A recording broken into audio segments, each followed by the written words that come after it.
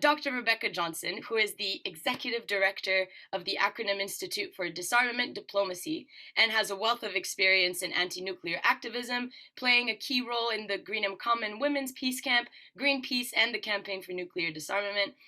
In recent years, she has served as co-chair of the International Campaign to Abolish Nuclear Weapons and continues to advocate the widespread adoption of the Treaty on the Prohibition of Nuclear Weapons, the topic of today's workshop. So her talk will introduce the treaty, also known as TPNW, and the intentions of the campaigners who fought for it. Hi, Dr. Johnson.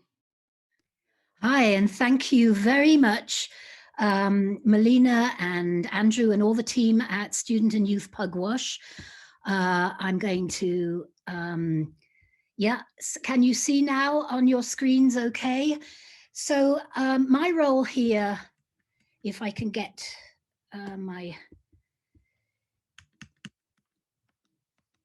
this is what I hate. Okay, my role here would be, if I could get my I think my laptop's freezing. I think I am going to probably have to stop sharing and just try to run through this.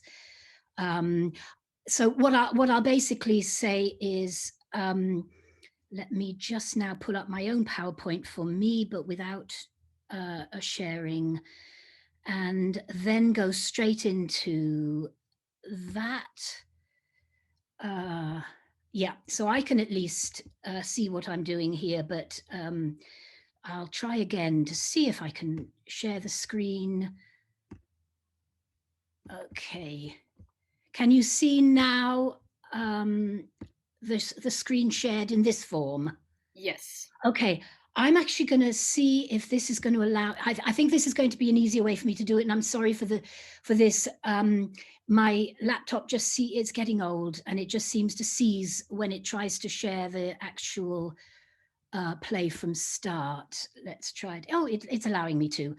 So yeah, so the first thing that I actually really want to say is diplomacy and international law are tools for security, and they're only as effective and strong as the governments within the UN system that actually have to apply them. So that's really the first thing that has to be said when you think about any treaty.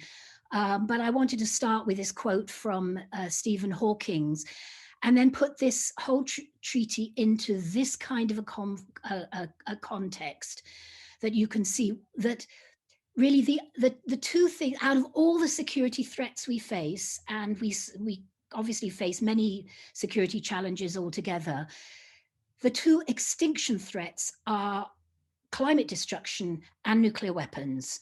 And I was actually on the board, I think I was probably vice chair of the board of the Bulletin of Atomic Scientists when we, back in the first half of the 2000s, decided that we were going to have, as part of the doomsday clock, discussions and debates and decisions taking into account the state of the world in terms of climate destruction, as well as the state of the world in terms of nuclear weapons. I think that was the right decision to take. And it, again, it developed from that Pugwash origin of taking responsibility for military, industrial, human activities that bring us to war, and in this case, the potential for complete extinction, but that we believe that human beings can intervene and control ourselves and use institutions such as diplomacy and international law and economics and changes of policy in order to gain control and prevent these extinction level disasters. So I'm going to race through this part, but the treaty was essentially achieved by building on the experiences both of nuclear campaigners going really right back to the Hibakusha, the survivors of Hiroshima and Nagasaki, through to the survivors, the indigenous people, and anti-nuclear campaigners throughout, the nuclear testing programs that did bring about eventually the Partial Test Ban Treaty and so on. Now, ICAN developed from 2007 very much with that humanitarian disarmament strategy that built on and learned from those earlier campaigns, and also the civil society governmental partnerships of the landmines and cluster munitions campaigns. We reframed nuclear disarmament as a humanitarian imperative. So, you know, there were people like me as part of that process very, very early on. That's why I ended up as the first president. I brought ICAN to Geneva because I knew from my experience with the Comprehensive Test Ban Treaty that we did have to have people in Geneva to be, you know, meeting with and putting pressure on the governments through also the partnerships with their diplomats. So from the 2010 NPT review conference that got that crucial language about the use of nuclear weapons complying with international humanitarian law, and also the quoting from the then UN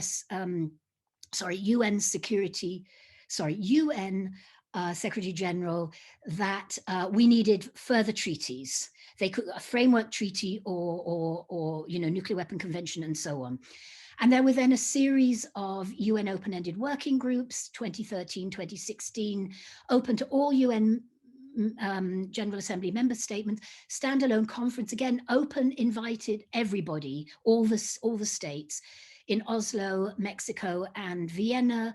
And then there were these key developments, which I'm really racing through because I'm making my whole PowerPoint available to Pugwash youth and students to be able to see some of these. And those last slides were ones I've been using really since we were doing the heavy lifting for ICAN on these issues. I was lecturing at, you know, quite a lot. I did a lot of Pugwash meetings, as I'm also a member of Pugwash, and Isodarko lectures and this sort of thing. So some of those slides are quite old, but they're basically showing you where this treaty came from in terms of the values and the imperative. And the fundamental is this slide, which again, I'm not going to go into detail because I think a lot of this is now familiar to a lot of you. But these were some of the facts and the evidence that we brought in through that whole process, really from 2007 onwards, to persuade governments, including the non-nuclear governments, that actually nuclear weapons were not just the business of the nuclear armed states. It, you know, it was not being in the weeds of arguments for and against certain, you know, magical theories about, you know, nuclear deterrence, for example. It was really about facts, evidence, what these weapons are designed to do, what the policies for them are, what their impacts are on humans, on the environment, and so on. And that culminated with this UN General Assembly resolution in 2016. And then, of course, a year of negotiations in the UN in New York that resulted. It was over a year. The actual time allocated for the for the negotiations was about 4 weeks of solid negotiations in the chamber of the UN General Assembly, and well, in the UN General Assembly building. But here we have then entered into legal force. Now, very quickly, strong humanitarian preamble. I urge you to read the treaty to see how all of these elements are brought in, so that you can see this is the values, this was the imperative. That's what preambles do. They set the scene for why you have to have this treaty. And again, I don't have time to read. This is from paragraph 4 of that preamble, which again really shows you that feminist humanitarian impact that really origins that recognize these impacts and how they interconnected.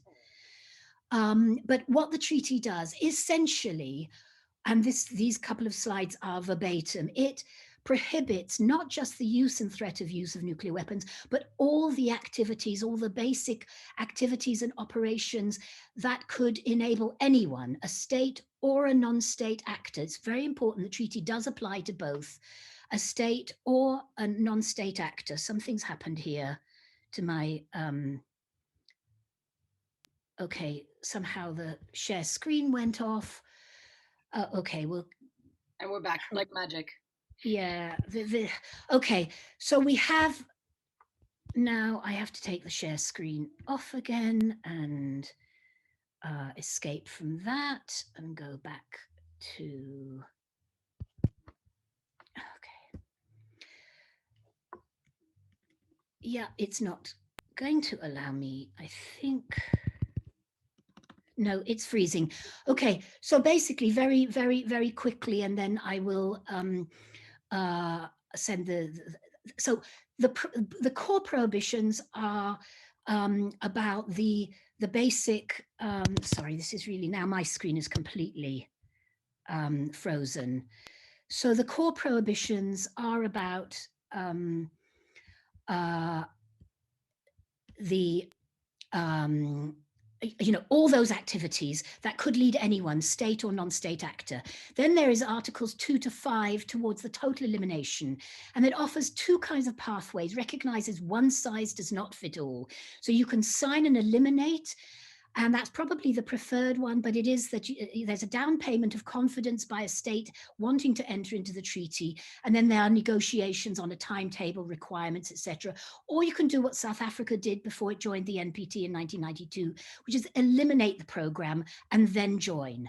The first steps required are that you put in reports on your nuclear related status. Actually, this is an obligation on all states, even those that have no nuclear related activities. You have to end operational deployment of nuclear weapons as a priority task.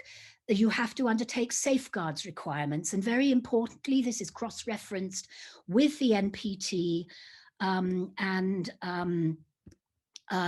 with the IAEA. And so you have to do that. And you have to, and then there are the states. So your safeguards requirements are what they currently exist. And then there are the meetings of states parties. Other provisions I have to race through, but hopefully there will be a chance to say a little bit about them in more detail if there are questions about these. But I just want to then come on to the meetings of states parties, because now that the treaty has entered into force as of January 22nd, the first meeting of states parties must take place within 12 months. Already Austria has been designated to be the president of this. It's going to be Alexander Kment, very distinguished diplomat. And then we want to look at, and this is really what I hope that we can do as a panel, looking at what the meetings of states parties need to do, the institutional development, the kind of work plans, looking at how we are going to develop issues like verification and the competent institutional international authority. I can't talk about these in my time because I've been faffing about with the screen sharing, but I then can answer any kinds of questions about what now are the implications of entry into force, what that means for the UK. And we obviously know from the integrated review that they are, basically pushing back. They're going in the wrong direction for history. I hope we get some questions. We can address some of those. But the treaty has political and normative implications on all states, and obviously legal implications once a state is signed up and becomes a state party. And again, we can talk in more detail about that. I've got more of that in my slideshow, but I'm going to end there and turn it over to the other speakers. Thank you very much for your attention, and sorry for the problems with screen sharing. No, thank you. Listen, technology is not our friend. Like, I'm say this as a millennial. I don't get it. So I completely, no, thank you so much for your presentation. And I think you're entirely right in that we need to, now that we've got an implementation in place and a meeting that's happening, now we really, really, really need to lock down like what are the next steps that need to happen. So thank you so much for that. And yes, so as I said earlier, all of the slides and videos will be posted on the British Pugwash website. And if you have any questions for Dr. Johnson, we'll be answering them after Ekaterina speaks. So please feel free to drop them in the chat box.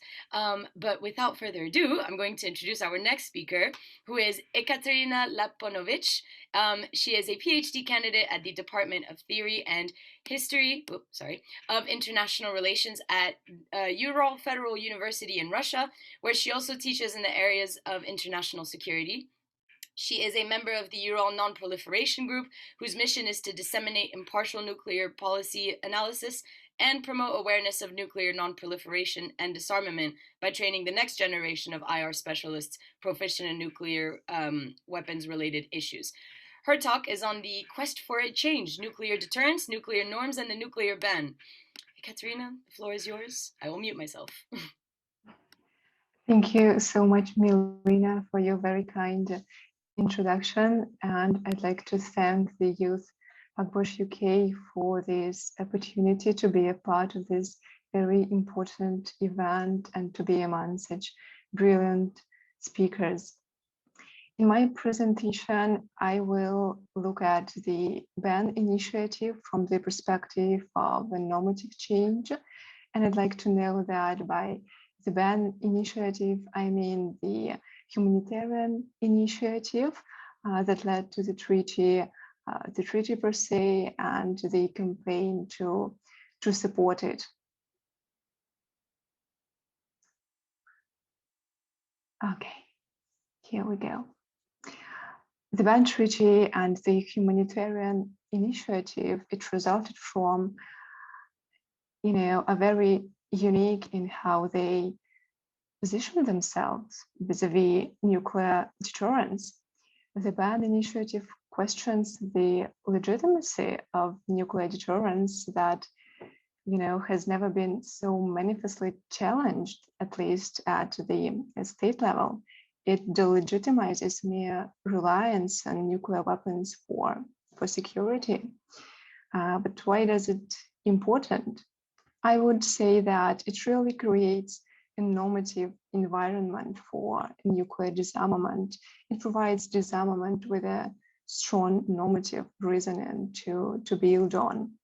It seems that all the previous pushes for nuclear disarmament were primarily focused on the need to meet the obligations under Article 6 of the NPT or fulfill other commitments stipulated in the documents, for example, of the review process.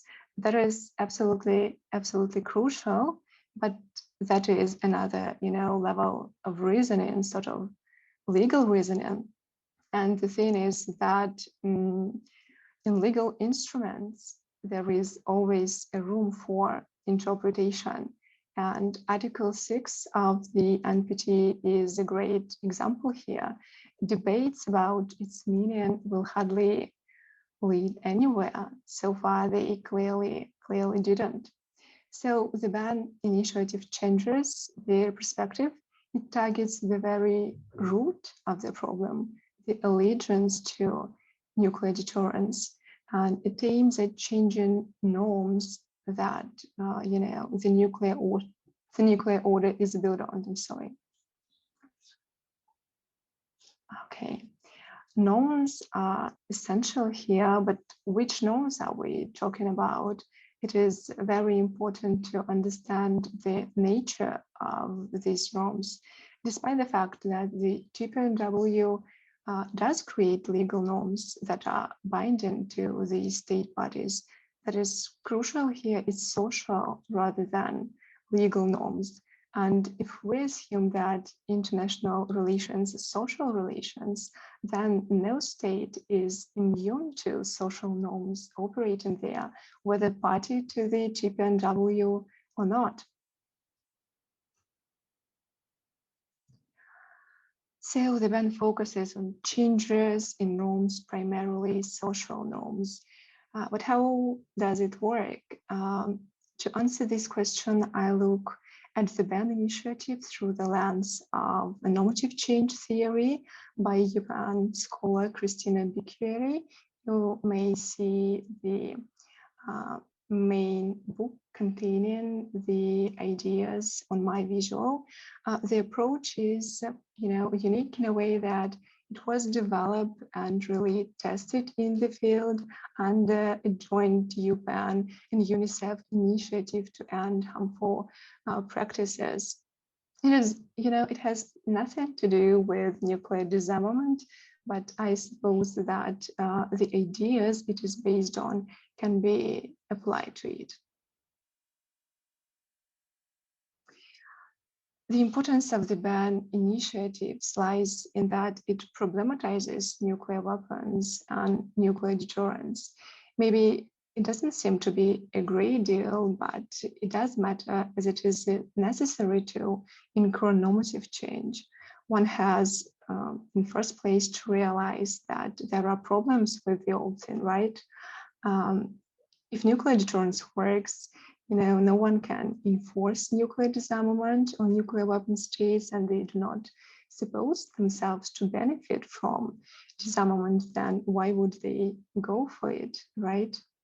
The ban initiative is a powerful signal that the old thing is way too problematic one, and the ban initiative is a mean to create the new norm, to facilitate the abandonment of the old one, and to create new expectations and new preferences.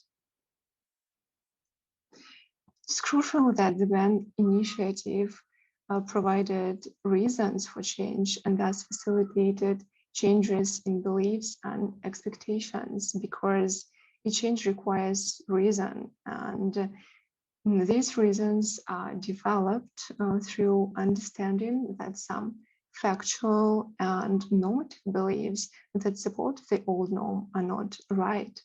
On factual beliefs, for example, the first conference on the humanitarian impact of nuclear weapons was really fact-based. It brought together a wide group of experts on the various effects of nuclear weapons and detonations, as well as humanitarian preparedness and response. The second conference put a strong emphasis on heartbreaking and mind-blowing experiences of the Hibakusha. And these conferences, together with the third one, succeeded in reframing the discourse around nuclear weapons, created the sense of urgency and the need for change. Having said that, you see that having reasons for change is not sufficient for the change to occur, but it is a necessary prerequisite. It is really crucial. These conferences gave new information and really allowed to approach nuclear weapons from different perspectives, because they brought about cognitive diversity. They gave voice to various stakeholders, those who were traditionally excluded from the discussions about nuclear weapons, including those who would be supposed to deal with the consequences of the use on the ground. Those, for example, who approach nuclear weapons from the perspective of the international humanitarian law, those who really suffered from the use and testing, but never counted. It really broke, hardened silos in which nuclear weapons were isolated from the world, from all other issues on the agenda, like the environment, like gender, international humanitarian law. And that is a tremendous achievement. This ended this exceptionism of nuclear weapons, and this exceptionism allowed nuclear weapons to be immune to everything, even to what they actually have not the privilege to be immune to, like the international humanitarian law. That is, again, a tremendous achievement. Even featured the successes and values of the TPNW, I'd like to focus on some difficulties inherent in this normative strategy. You may see the main arguments on the visual. And the first is that, it is important to deal with a broader ontology, because nuclear deterrence is not something, is not a stand-alone thing. It is rather a part of a very large web of beliefs and values and ideas that are integrated in the whole worldview. And it is about the nature of international relations and international security, the role of institutions, the meaning of security, war and peace, and on and on. How to change it all? Is it at all possible? And may we hope for any substantial shifts in the role of nuclear weapons without rethinking and redoing all of this? That's a very big, really, question. Then it is crucial that norms have to change within the reference network. And the reference network is the network of those who, whose behavior and expectations matter to the decision maker. Nuclear weapons, the ultimate decision makers are still those who know how to decide on the abandonment of nuclear weapons in their possession. So nuclear weapon states and anti-nuclear activists, NGOs and states, at least most of them that push the ban, do not seem to matter that much to nuclear weapon states' nuclear choices. They are not quite members of their reference network. And it is, however, unlikely that that is also true about, for example, non-nuclear NATO member states. They are sort of the bridge to that reference network. And that is why ICAN focuses so much on the, on those states and bringing those states. Finally, the importance of empirical expectations should not be underestimated, because we have so far focused on the normative dimension, but the new normative expectations created by the ban and will be hardly sufficient to motivate behavior until the old practices are expected to change. Normative expectations, that is crucial, are generally seriously weakened by counter-normative practices, counter-normative behavior, and that is especially true with norm abandonment. So anti-nuclear norms introduced by the TPNW may be damaged in some respect by the real practices of nuclear deterrence. I'm coming to the end, and I just like to sum up by acknowledging the importance of the ban treaty and the ban initiative in terms of creating these normative conditions for disarmament by problematizing the allegiance to nuclear deterrence and linking nuclear things to all other issues on the agenda, the exceptionalizing nuclear weapons. That said, again, there are some difficulties inherent in this normative strategy, so we will see how it will develop and how it will play out. Thank you so much for your attention. No, thank you. That was, I didn't even think about the normative aspect of just like, by the way, this is how things should actually be done. And maybe it's time that we start taking that on board as like constructive criticism and like good, points. Thank you so much, Ekaterina. We've actually got a question from Timur, who basically says, I'm going to read out the question, but yeah. So the idea of nuclear deterrence can push other countries towards nuclear weapons. Therefore, exclusive rights of Part 5 in NPT should be balanced by negative guarantees.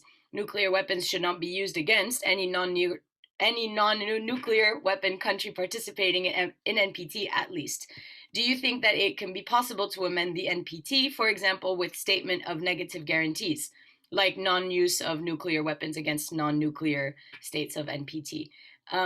Maybe we'll start with Dr. Johnson, and I'll ask that you keep your answers as brief as possible, but obviously no censorship here, but yeah. Well, thank you very much, Timur, for that. That's a very, very good question.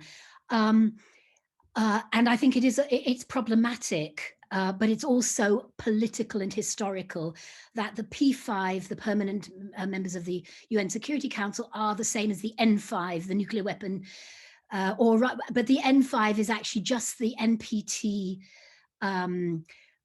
members who have nuclear weapons. There are 4 nuclear armed states outside of the NPT, and we must not forget them, and that they also were a major aspect as we were strategizing in ICAN for how to get round, if you like, the obstacles of the institutions and and current systems of non-proliferation disarmament that did actually have this counterproductive element of promoting nuclear energy, for example, without actually specifying where the limits of that should be, and also only having very vague, blurred commitments in good faith on the Article 6 on nuclear disarmament. So it's important to see that the TPNW actually, for all the states, the TPNW, because it bans the use and the threat of use of nuclear weapons, essentially it provides universal security assurances. But of course, that is rejected currently by existing nuclear armed states. We also have to be clear that what were called the negative security assurances given by only 5 of the nuclear armed states, the ones inside the NPT, were highly conditional. And they were subject to being varied and changed. They sort of focused on only being security guarantees to NPT states. And at different times in history, they've said, yeah, but only certain NPT states, only ones that, comply with something else. And as we see in this latest incarnation, this integrated review from the UK government, in fact, one of the benchmarks of the 1995 security assurances that were given was that it was at least restricted to WMD, as was then the term used for nuclear, chemical, and biological weapons. And now the current UK government is talking about really expanding that into emerging new technologies, and cyber's been mentioned in these things. And we have to be asking the question about how can any other countries in the world rely on security guarantees of that kind if a government can unilaterally just change policy and change the system. And we also have to ask the fundamental question of what do these, what does anybody in their right mind see nuclear weapons as a way to deter cyber threats? On the contrary, actually, cyber technologies pose some real threats to the notion that nuclear weapons, such as Trident, the Trident submarine-based, will be able to meet even the rather ridiculous powers assigned to it by British policies of nuclear deterrence. So then the other question that Timur asked was, do you think it's possible to amend the NPT? This has come up any time in the last 50-something years of the NPT since it entered into force, and the answer really is technically and legally, yes, there is a provision for amendment, but politically, almost certainly not. And that is why it's very important to see, as the UN Secretary General has clearly identified, the TPNW has actually joined the non-proliferation and disarmament regime as an additional pillar that can do a number of the key things that the NPT by itself is not able to do. Right. So they go together, and they must go together. The UK has not signed the TPNW, but there's a lot of arguments that could be made and have been made already in the last week that the UK's decision to increase the cap on its nuclear arsenal, and and resile from its negative security assurances, is in violation of commitments it's given under the NPT. So we have to see these things as riding side by side, like safeguards ride side by side with the TPNW regime. Sorry, with the NPT and TPNW regimes.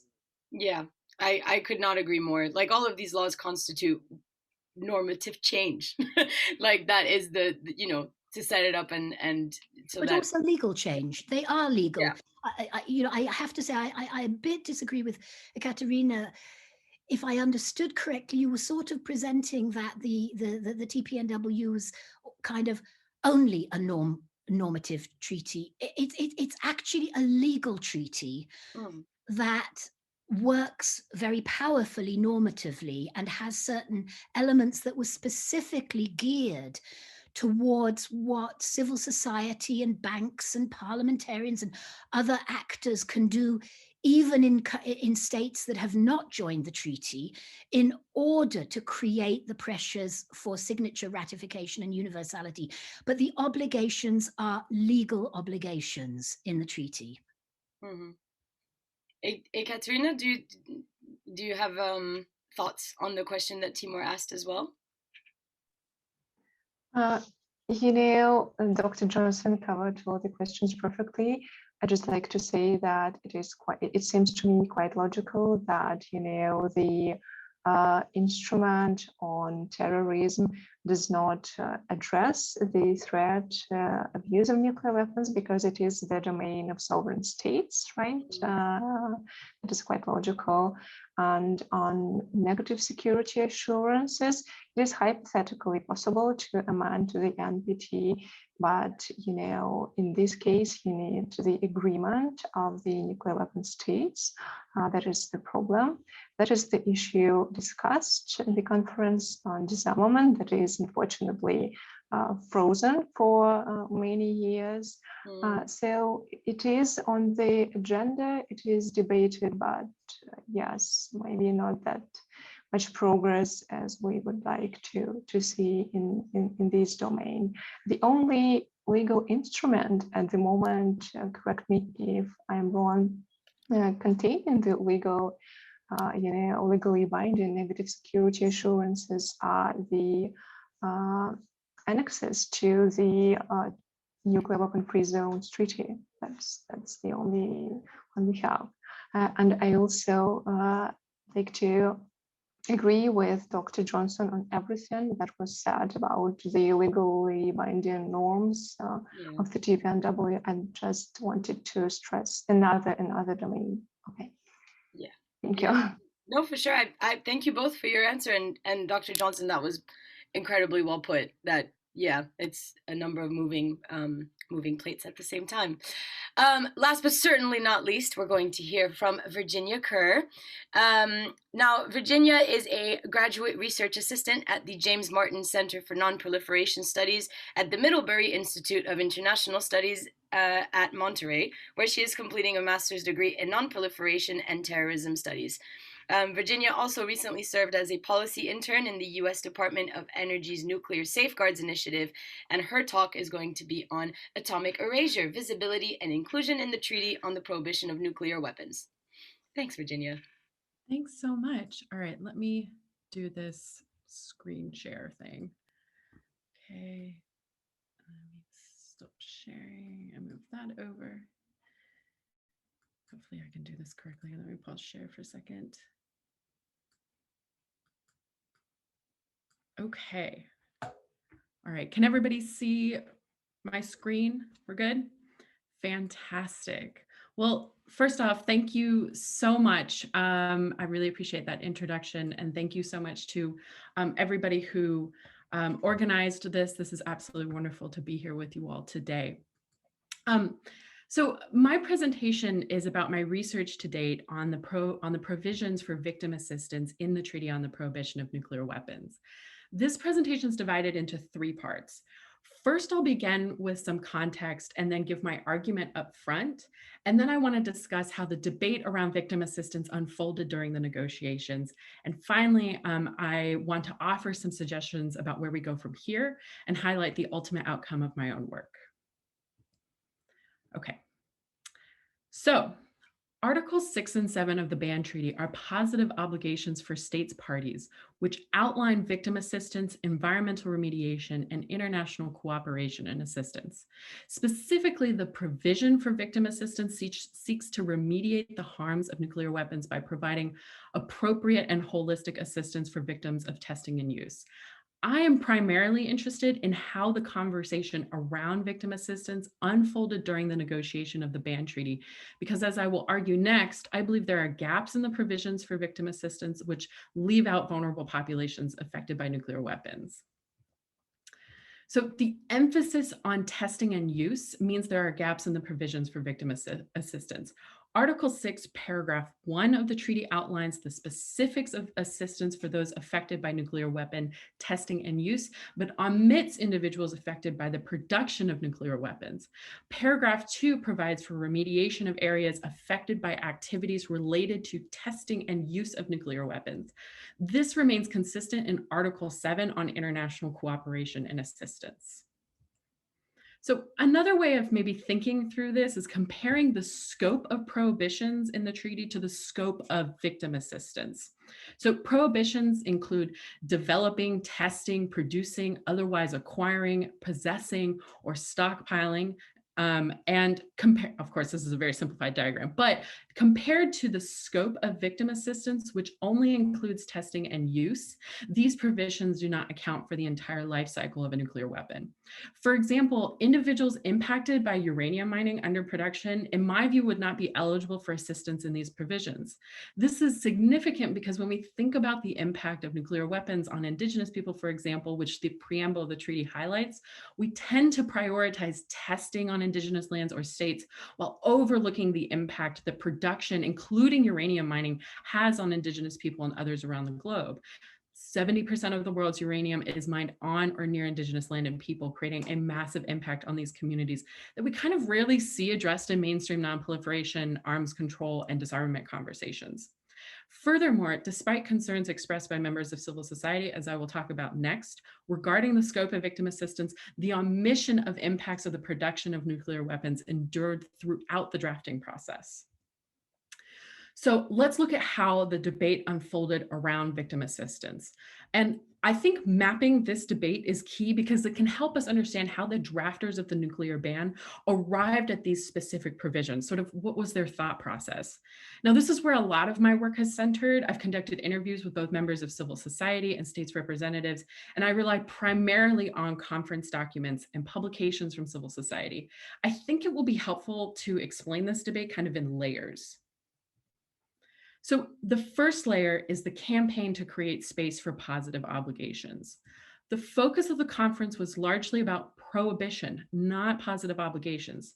Despite the reliance of testimony of victims affected by nuclear weapons, and that the arguments for prohibition are very much couched in the Humanitarian initiative, which emphasizes the catastrophic impacts of nuclear weapons, ban supporters, both states and civil society, expressed concern that maybe we should focus on prohibition because positive obligations might muddle the process or maybe distract from the objective of the conference, which was prohibition.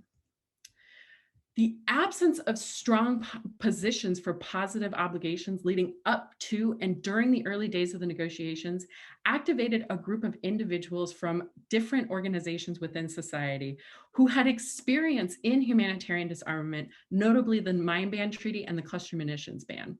They became known as the Positive Obligations Team. And over the course of the conference, they argued for the inclusion of positive obligations. Now, it's important to note that positive obligations were not really supported across civil society, or at least they were controversial. Even within ICAN, there was disagreement about whether to include them. Therefore, this small group of experts with different backgrounds, but a shared experience in humanitarian disarmament, set out to convince both members of civil society and states that positive obligations were a necessity for this treaty. And I'll say that there are three key arguments for including positive obligations, where one, that they are key to addressing the needs and rights of victims, and the absence of assistance would represent a regression in humanitarian disarmament norm. We provide for victims of landmines and cluster munitions, but then not victims of nuclear weapons. The second key argument was that they are key to promoting norms and stigmatizing nuclear weapons. And then the third is that positive obligations increase international cooperation and expand opportunities for assistance. Now, I will tack on a fourth here and say that, as mentioned previously, the arguments for prohibition rest on the testimony of victims and survivors. Therefore, we must do something for them in return. And that very much was clear to me, made clear to me by members of civil society who are part of the positive obligations team. And they made their case through consistent engagement with states, other members of civil society, as well as submitted working papers and wrote extensively in relevant publications. They gained the support of a core group of states, including Ireland, Liechtenstein, the Holy See, and of course, the very important voting bloc of the 15 Caribbean Community Nations, or CARICOM, several of whom gave statements calling for the inclusion of positive obligations during assembly meetings. And their advocacy work at the March meeting in particular paid off. By June, the team had persuaded enough participants at the conference that positive obligations became a priority for the conference. So the second layer of this debate is the scope of victim assistance expressed by participants. As I explored the conference documents, my aim was to really nail down what exactly supporters of victim assistance were calling for. And what I observed from conference documents is that civil society and states were pretty inconsistent in how they prescribed the scope of victim assistance, including amongst some publications submitted by members of the positive obligations team. Broadly, those that did submit working papers on victim assistance reference victims of testing and use. However, again, this is kind of uneven across different groups of civil society. Now, although I will say that there is an evolution in phrasing, which is clear for the positive obligations team. For example, a working paper submitted by Pace University after the first draft of the treaty was disseminated in May of 2017, urged states to consider victims broadly, and not only individuals affected by the use or testing of nuclear weapons. The June 21st Nuclear Ban Daily, a daily publication from Reaching Critical Will, which tracked sort of how the negotiations unfolded, noted Article 6 should be expanded to include production of nuclear weapons, given the humanitarian and environmental impacts of uranium mining and production processes, including, and one that I didn't know, which was the so-called minor trials conducted by the UK in Australia that did not involve detonations, but did spread radioactive contamination. Still, other organizations also recommended elaborating the wording in Article 6 to read in part individuals affected by the use, testing, or production of nuclear weapons. Great. So here's the third layer of this debate, which is the concerns of states parties. Now, for brevity, I'm only going to overview one of the major concerns, but there were some other key ones. The point is, though, is that the scope of victim assistance was not amongst them. Now, this layer is important because it helps us understand what was most controversial during the negotiations, especially in June and July as the deadline approached. A major concern, amongst other things, was about responsibility for assistance and cleanup. States affected by nuclear weapons argued that the responsibility for assistance was on the states that tested or used them. The rebuttal to this position was that user states should not determine assistance in affected states' territory. And the positive obligations team argued that ideally states should handle assistance in their own territory, which of course stifles some of the debates about sovereignty, and then turn to the international community for help when needed. Ultimately, this and a few other issues were resolved in closed sessions without civil society. Okay, so let's put all these coalescing layers together. First, the case for positive obligations had to be made. One participant literally describes it as an advocacy campaign within an advocacy campaign. Then the scope of victim assistance was generally uneven, although there is a through line of sort of a expansion of the scope of victim assistance. And finally, the issue that occupied the attention of participants in the end was really about responsibility and a couple of other issues, but not victim assistance. And of course, thinking about this in the context of the deadline for July 7, even though the positive obligation team and others were making the case for expanded assistance, the drafts did not change. Now, I think this picture kind of tells us three things. One is that even though the momentum for the ban treaty rested largely on the humanitarian impacts of nuclear weapons, prohibition, not positive obligations, was the central concern of ban supporters and organizers. Leading up to and during the negotiations, both civil society and states were divided on the issue of positive obligations. But the emphasis on humanitarian disarmament and efforts by the positive obligation team and supporting states ensured that there was some measure of success in getting victim assistance included in the treaty. So where do we go from here? So having understood the debate around victim assistance obligations in the having understood the debate around victim assistance obligations in the TPNW, we can look to their future. These provisions were modeled on previous humanitarian disarmament instruments, such as the Mine Ban Treaty and the Cluster Munitions Ban. In particular, the Cluster Munitions Ban provided the specifics for the holistic victim assistance approach, including gender and age-sensitive assistance, right, that really helps people resettle back into their lives or pick up their lives. The Mine Ban Treaty is less specific, but requires states in a position to do so to assist in the care and rehabilitation of mine victims. And here is where we can draw inspiration for future action. One person I interviewed shared that in their experience with the mine ban, and despite the brevity of the provisions in that ban, the subsequent meetings of states parties produced action plans and documents which strengthened the provisions and standard of care for victims. The future strength of nuclear ban treaty victim assistance provisions and their possible expansion will largely rest on the first meeting of states parties.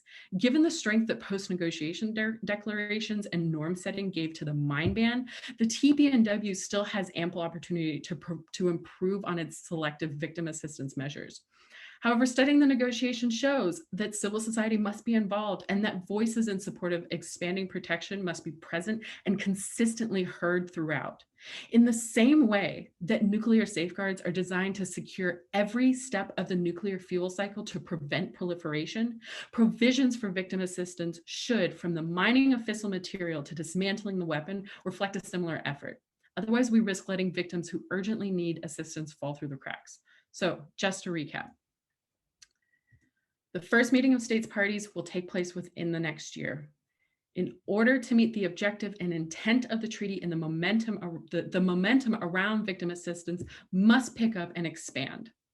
And this meeting is an opportunity to set a precedent for future state action. So I will conclude by sharing kind of an unexpected development during this project, which is the creation of an open source online database that records and maps the harms of nuclear weapons on all victims and survivors. And I'm hopefully going to get this up within the next year, but I am drawing inspiration from an organization which maps the territorial and language boundaries of Indigenous people around the globe. My hope is that researchers, band supporters, and others can see the global impact of nuclear weapons and draw attention to the way in which nuclear weapons affect all of us in structural and invisible ways before there is ever a mushroom cloud. Thank you so much. Well, thank you. Blessed to have, sorry, I'm wrapping my brain around a lot of things right now. You know, I find it really, I love the idea of like interpretation in law, because you don't necessarily, you know, when you first read, oh yeah, like victims of test and use of nuclear weapons, you're like, okay, great.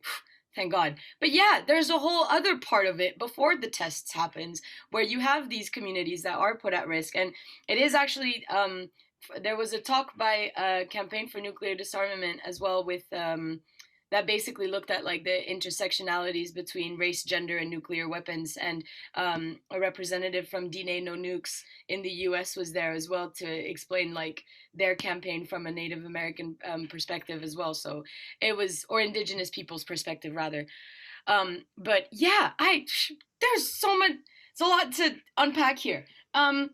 I have a question first and foremost. I think all three of you can answer, especially Ekaterina. But I want to understand, right? So if we're talking about this like question of scope of victim assistance, do we solely focus on the weaponized aspect of nuclear energy and nuclear power, or do we kind of try to also go into the victims of the civil use of nuclear energy as well? I'm obviously, first thing that comes to mind is Chernobyl, and then also in Japan with the earthquake and tsunami and just like all hell breaking loose in the space of 3 seconds. That in that respect, do you think that that's something that could be one day considered as well in that scope of victim assistance? We'll go Virginia, then Ekaterina, then Dr. Johnson, because I know you have some things you wanted to say as well about Virginia's presentation. Yeah, thank you so much, Melina. Yeah, I mean, look, some people put it to me that, maybe mining was, because I approach this from the, position of, okay, well, what about, mining on indigenous land? In the United States, it's particularly egregious, although around the globe, I really don't think there's a single state that has a great record on this.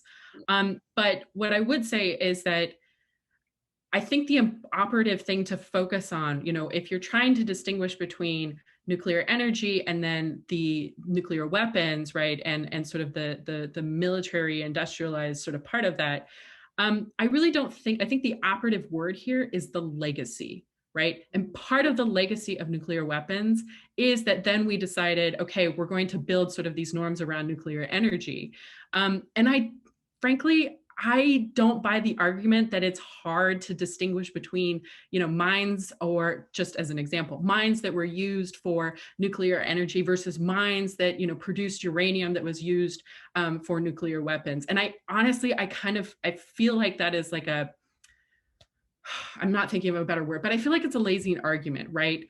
And I think that it's really important to remember, especially in the United States, and of course, this is really my only point of reference because I live here, but, the United States, they allowed doctors to conduct experiments on people without their consent and inject them with plutonium. So there is a legacy around the issue of nuclear energy, whether it's for peaceful purposes or destructive ones. And I don't think you can separate those out. Now, I happen to be a big fan of nuclear energy, and I'm happy to debate that at another time, but I do still think there are issues that have to be addressed within sort of the legacy of the atom. Thank you, Virginia. Yeah, Ekaterina? Thank you, Melina, for your question. I'm not actually an expert on victim assistance, but to the best of my knowledge, the TPNW does not deal with, anything and any victims, but the victims of the use of nuclear weapons and testing nuclear weapons. So your question, maybe it is from a bit another domain. I would be happy to know much more about that, but it cannot unfortunately contribute substantially to the debates about that. So the TPNW focuses on the use and testing that is substantial in those debates. Thank you. So. Thank you. Yes, Dr. Johnson. Yes, thank you. Can I first of all say, Virginia, I think this is really terrific research that you've been doing, and I'm very glad of hearing about it. I'm going to start by responding to Melina's question and then come back to a couple of the points that I wanted to make about Virginia's. So, Melina,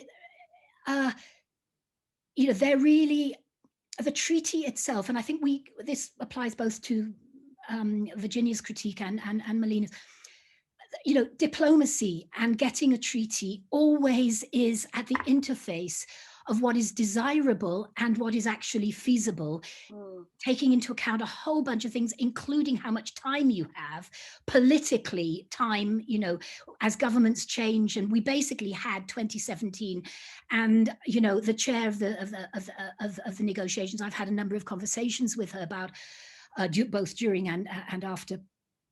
She knew, and we knew in ICAN, that we were not going to get everything we wanted, because if we didn't get the treaty nailed down, finalized and adopted on the 7th of July, we were going to lose it completely. Right. And that could set it all back for another generation. So you have to factor that into it. Mm-hmm.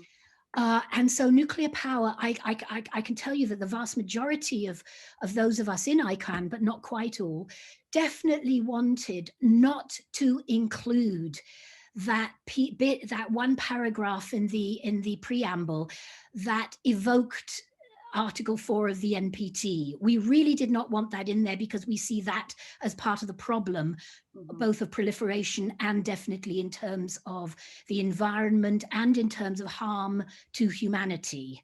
Mm-hmm. And I say that as somebody who originally trained to be a physicist, because I actually back in the early 70s wanted to solve the waste and contamination problems arising from what I then, in my youth, about the same ages or younger than some of you, thought could be the cheap, safe, clean energy of that was promised in Atoms for Peace. Mm-hmm. So we have to learn from things, and we have to be realistic.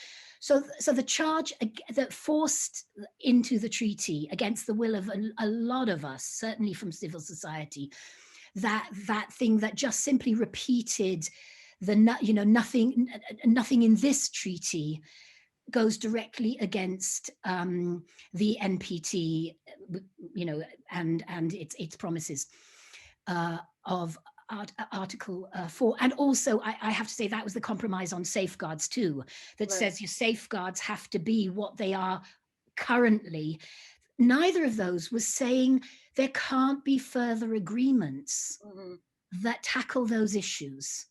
Mm-hmm. In fact, in most cases, both of them were wanting further agreements. Now, so it wasn't that we were ignoring that. And let me say to Virginia, I was definitely on the side of wanting nuclear use, nuclear testing and production to be recognized in those paragraphs on victim assistance and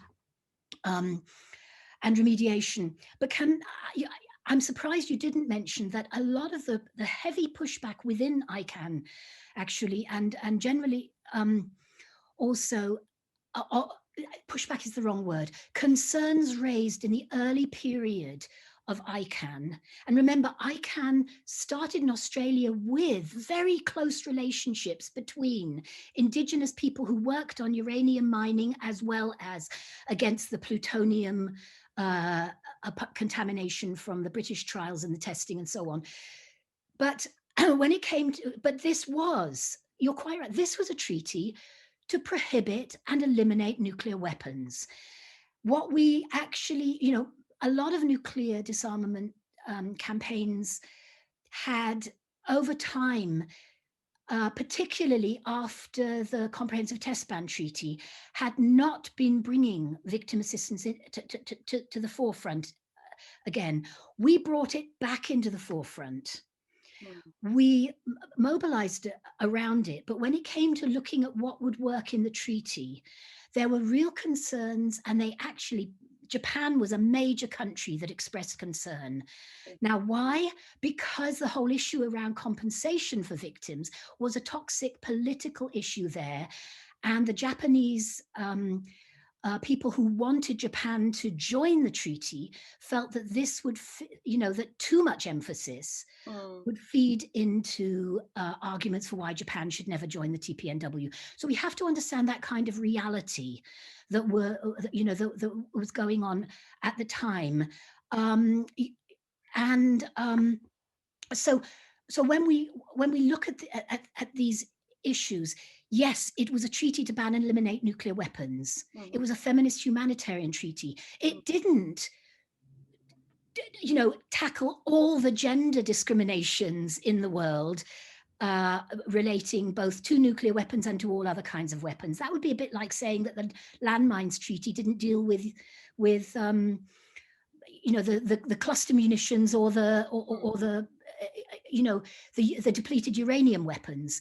It didn't set out to do that. What we did do was make sure that a treaty to prohibit and eliminate nuclear weapons would have the hibakusha and the victims front and center. If anything, it's sorry. Yeah. And so I think that's important. But the other point that I want to raise is that we keep being accused of, or treaty proponents keep being accused that the treaty doesn't go far enough on verification and on and what we mean by the institutional setup. And this was something that I was really working very, very hard for. And each time we got so far, and then what we wanted ended up having to be put into the framework. So we have the principles and objectives on which the meetings of states parties must build. That's essentially the same with victim assistance and environmental remediation.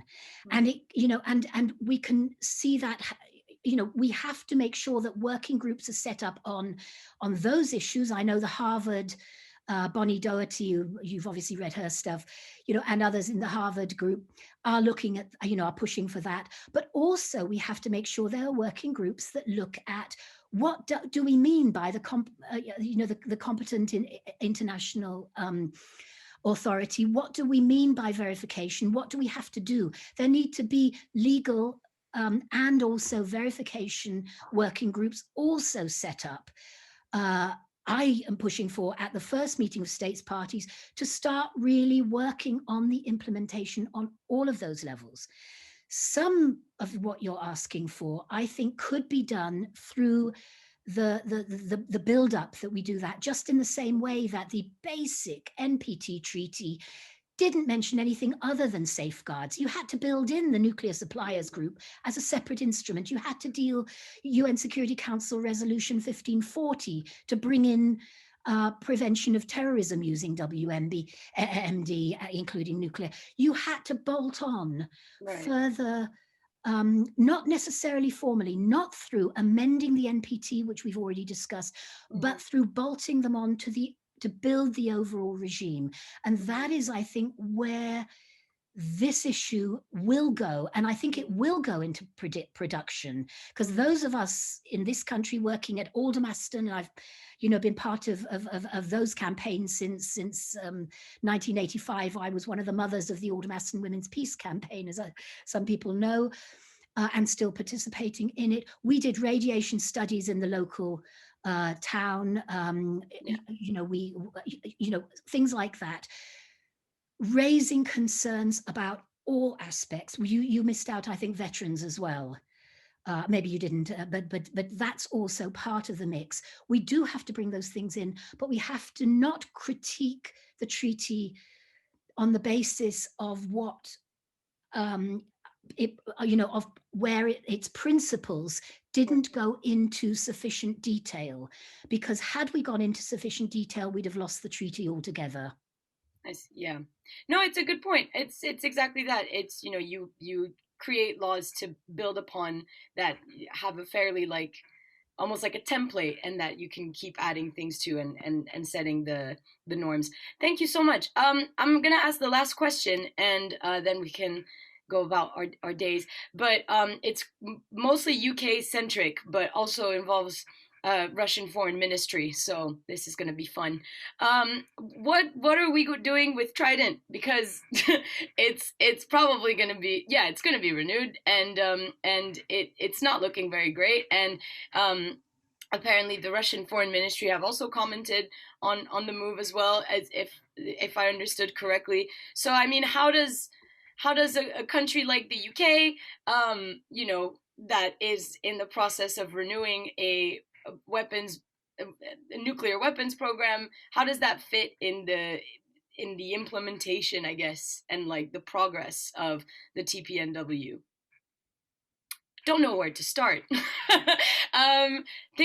Dr. Johnson. Yeah. Okay. Well, let me say first and foremost that we have to recognize the TPNW is a treaty alongside the NPT. Now, in TPNW terms, there were massive demonstrations, and in fact, there's I think CND recent polls showed the majority of Brits actually want to eliminate all nuclear weapons using the TPNW, and in Scotland that number is even higher. Yeah.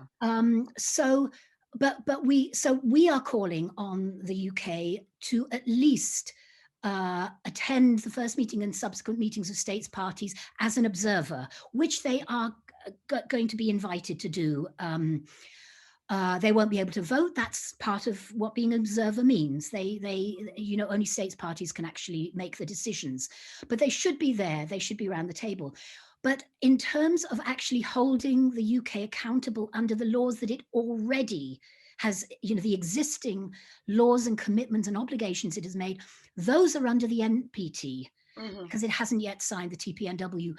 And that's what we have to hold them accountable, because certainly increasing your nuclear arsenal, even raising the cap and saying you might increase up to 260, 40% increase, that is not just bonkers in security terms, particularly now we see that they're cutting a whole lot of other instruments of security, peace and defense, both in diplomacy, in development, in the defense services and so on. But also, it violates Article 6 commitments. And as I said earlier, it's almost certain that if you start to expand the negative security assurance and start saying, oh, we might use nuclear weapons if we feel threatened by somebody's future technologies and cyber or whatever, that also is going into the realm of the foolish and counterproductive and indeed ridiculous. But foolish, counterproductive and ridiculous doesn't mean they won't do it. As any of us who've lived through the UK since 2015, 2016 at least, knows, actually, our politics is we've almost turned into one of those unlaw-abiding states on which nobody can rely. Right. Our word is not our bond anymore, Right. and that's very dangerous when you think about treaties. Yeah. Actually. Well, yeah. So those are the things that we do have to take up. And the final thing I'll say is that my Scottish colleagues are saying basically the one way to get rid of Trident is Scottish independence, or at least that's the quickest way. There are others, of course, but that's the quickest way, is Scottish independence, because then there would neither be a base to deploy the weapons out of, which is Faslane, but even more importantly, in political and technical terms, there's nowhere in either England or Wales, or Northern Ireland for that matter, where you would have a storage facility such as Coolport that is both geologically and is basically built to store the warheads that are not on the submarines. That's going to be the biggest difficulty, and under conditions and we're calling on the Scottish government, if they are voted into a position that they will insist on those bases not being used for nuclear weapons.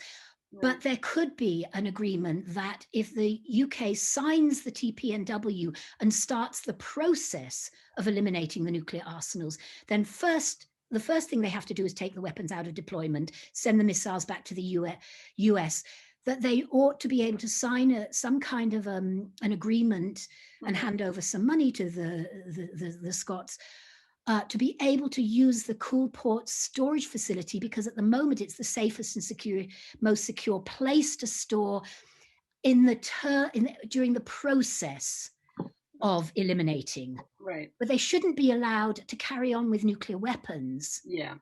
And still be able to have nuclear weapon transports going between Aldermaston and Burfield and up to Scotland and back and forth.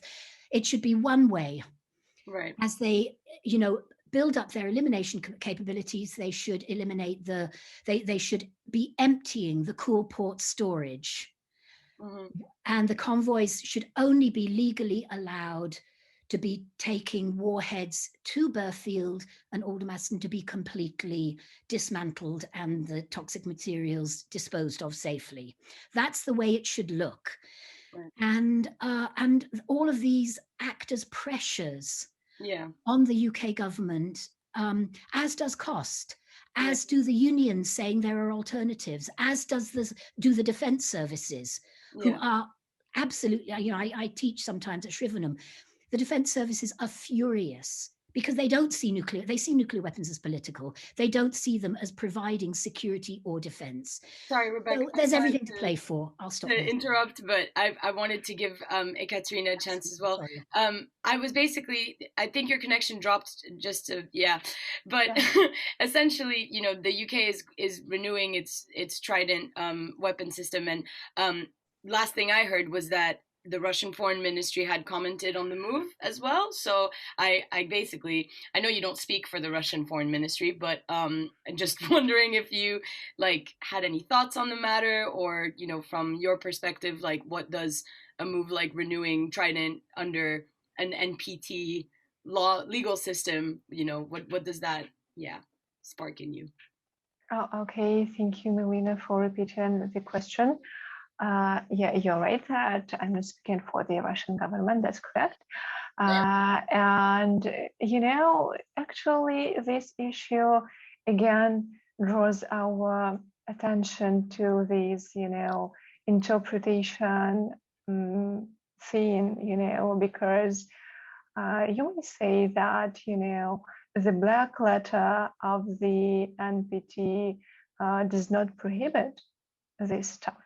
But it raises very serious questions about the what we call, the spirit of the NPT. And again, it gives us a reason to challenge the faithful commitment of the UK to nuclear disarmament, taken into considerations the consequences of the decision, along with decisions to modernize the arsenal and also to reverse